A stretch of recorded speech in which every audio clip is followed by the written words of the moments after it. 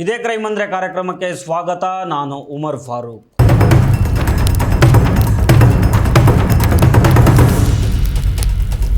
ಹೆತ್ತ ಕರುಳಿಗಿಂತ ತಾನು ಆಸೆ ಪಟ್ಟ ಗಂಡಸೆ ಹೆಚ್ಚಾದಾಗ ಒಬ್ಬ ತಾಯಿ ಎಷ್ಟು ಕ್ರೂರಿಯಾಗಬಹುದು. ತನ್ನ ಅಕ್ರಮ ಸಂಬಂಧಕ್ಕೆ ಅಡ್ಡಿಯಾಗಿದ್ದಾಳೆ ಅನ್ನೋ ಒಂದೇ ಒಂದು ಕಾರಣಕ್ಕೆ ಹೆತ್ತ ಮಗಳನ್ನೇ ಉಸಿರುಗಟ್ಟಿಸಿ ಕೊಂದ ಕಲ್ಲೆದೆಯ ತಾಯಿಯ ಕಥೆ ಇದು. ಕೊಲೆ ಮಾಡಿದ ಮೇಲೂ ಮಗಳ ಹೆಣವನ್ನು ಕಾರ್ನಲ್ಲೇ ಇಟ್ಕೊಂಡು ತನ್ನ ಬಾಯ್ ಫ್ರೆಂಡ್ ಜೊತೆಗೆ ಬರ್ತ್ಡೇ ಆಚರಿಸಿಕೊಂಡ ಆ ವಿಕೃತ ಮನಸ್ಸುಗಳ ಅಸಲಿ ಮುಖವಾಡ ಈಗ ಕಳಿಸಿಬಿದ್ದಿದೆ. ಬೆಂಗಳೂರಿನ ಕಾಡುಗೋಡಿಯಲ್ಲಿ ನಡೆದ 6 ವರ್ಷದ ಬಾಲಕಿ ವೆನ್ನೆಲಾ ಪ್ರಕರಣದ ಬಗ್ಗೆ ಇಂಚಿಂಚು ಮಾಹಿತಿಯನ್ನು ನಿಮ್ಗೆ ಹೇಳ್ತಾ ಹೋಗ್ತೀನಿ. ಆದರೆ ಅದಕ್ಕೂ ಮೊದಲು ನೀವು ಇನ್ನೂ ನಮ್ಮ ಚಾನಲನ್ನು ಸಬ್ಸ್ಕ್ರೈಬ್ ಮಾಡಿಲ್ಲ ಅಂದರೆ ದಯವಿಟ್ಟು ಸಬ್ಸ್ಕ್ರೈಬ್ ಮಾಡ್ಕೊಳ್ಳಿ. ಹಾಗೆ ಈ ವಿಡಿಯೋವನ್ನು ಕಡೇ ತನಕ ಮಿಸ್ ಮಾಡದೆ ನೋಡಿ.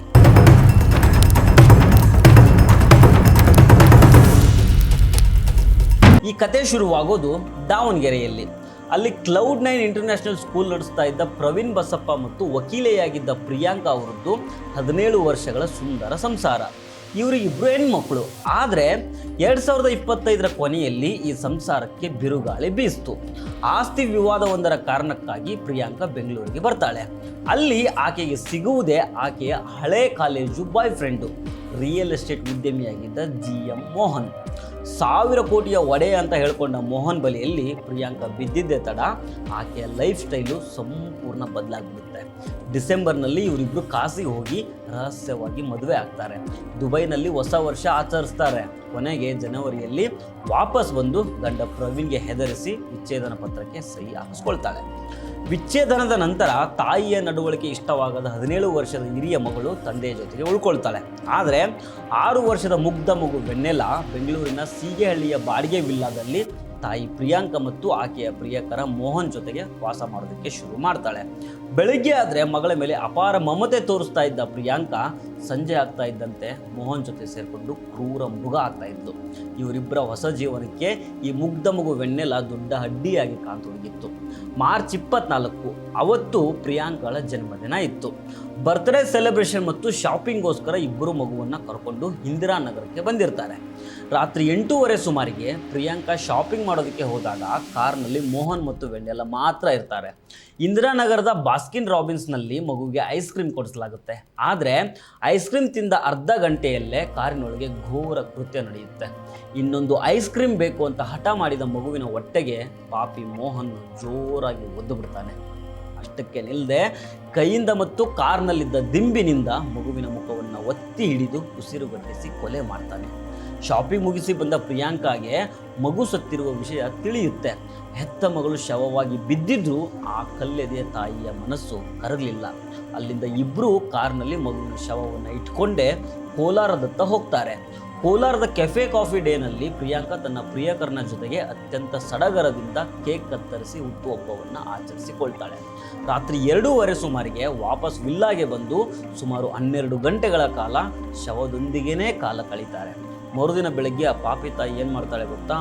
ಏನೂ ಗೊತ್ತಿಲ್ಲದಂಗೆ ಸತ್ತ ಮಗುವಿನ ದೇಹಕ್ಕೆ ಸ್ನಾನ ಮಾಡಿಸಿ ಶೃಂಗಾರ ಮಾಡಿ ಶಾಲೆಯ ಬಟ್ಟೆ ತೊಡಿಸಿ ಆಸ್ಪತ್ರೆಗೆ ಕರ್ಕೊಂಡು ಹೋಗ್ತಾಳೆ. ಸಾಕ್ಷಿ ನಾಶ ಮಾಡೋದಕ್ಕೆ ಮತ್ತು ಮಗು ಬದುಕಿದೆ ಅಂತ ತೋರಿಸೋದಕ್ಕೆ ಆಕೆ ಆಡಿದ ಆ ನಾಟಕ ಇಡೀ ಮನುಕುಲವೇ ತಲೆ ತಗ್ಗಿಸೋ ರೀತಿ ಇತ್ತು. ಆಸ್ಪತ್ರೆಯಲ್ಲಿ ಈ ಮಗು ಬ್ರಾಡ್ ಡೆಡ್ ಅಂತ ಡಾಕ್ಟರ್ಗಳು ಹೇಳ್ತಾರೆ. ಮಗುವಿಗೆ ಫುಡ್ ಪಾಯ್ಸನ್ ಆಗಿದೆ, ಕಾರಿನ AC-ಯಿಂದ ಹೀಗಾಗಿದೆ ಅಂತ ಸುಳ್ಳು ಕತೆ ಕಟ್ತಾರೆ.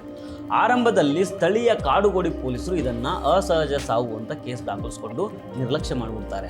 ಇದನ್ನೇ ಬಳಸ್ಕೊಂಡು ಆರೋಪಿಗಳು ಮುಂಗಡ ಜಾಮೀನನ್ನು ಪಡ್ಕೊಳ್ತಾರೆ. ಆದರೆ ಏಪ್ರಿಲ್ 4ನೇ ತಾರೀಕು ಬಂದ ಮರಣೋತ್ತರ ಪರೀಕ್ಷೆಯ ವರದಿ ಇಡೀ ಕಥೆಯನ್ನೇ ಬದಲಾಯಿಸಿಬಿಡುತ್ತೆ. ಮಗುವಿನ ತಂದೆ ಪ್ರವೀಣ್ ಈ ವರದಿಯನ್ನು ಇಂಗ್ಲೆಂಡ್ನಲ್ಲಿ ಮಕ್ಕಳ ತಜ್ಞೆಯಾಗಿರುವ ತಮ್ಮ ಸಹೋದರಿ ಡಾಕ್ಟರ್ ಪೂರ್ಣಿಮಾ ಅವರಿಗೆ ಕಳಿಸ್ತಾರೆ. ವರದಿ ನೋಡಿದ ತಕ್ಷಣ ಡಾಕ್ಟರ್ ಪೂರ್ಣಿಮಾ ಇದು ನಾರ್ಮಲ್ ಸಾವಲ್ಲ, ಕೊಲೆ ಅಂತ ಬಲವಾದ ಅನುಮಾನ ವ್ಯಕ್ತಪಡಿಸ್ತಾರೆ. ಸ್ಥಳೀಯ ಪೊಲೀಸರು ಸ್ಪಂದಿಸದಿದ್ದಾಗ ಪ್ರವೀಣ್ ಅವರು ಲೋಕಾಯುಕ್ತ IGP ಸುಬ್ರಹ್ಮಣ್ಯೇಶ್ವರ ರಾವ್ ಅವರಿಗೆ ದೂರನ್ನು ಕೊಡ್ತಾರೆ.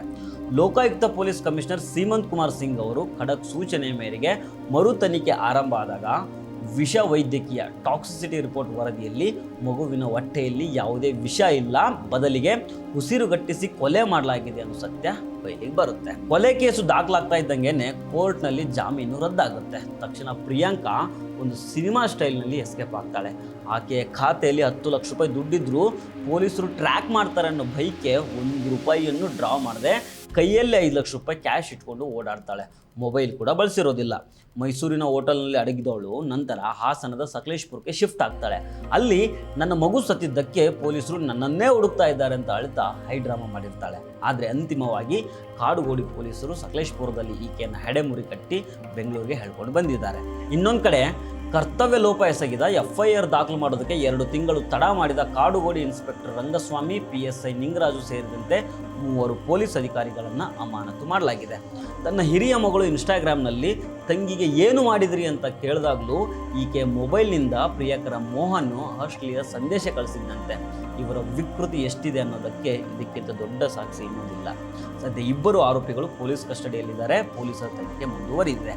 ಕಾಮದ ಅಮಲಿನಲ್ಲಿ ಎತ್ತ ಮಗಳನ್ನೇ ಬಲಿ ಪಡೆದ ಈ ಪಾಪಿ ತಾಯಿಗೆ ಮತ್ತು ಆಕೆಯ ಬಾಯ್ ಫ್ರೆಂಡ್ಗೆ ಯಾವ ರೀತಿಯ ಶಿಕ್ಷೆ ಆಗಬೇಕು ಅನ್ನೋದನ್ನು ಕಮೆಂಟ್ ಮಾಡಿ ತಿಳಿಸಿ. ನಮಸ್ಕಾರ.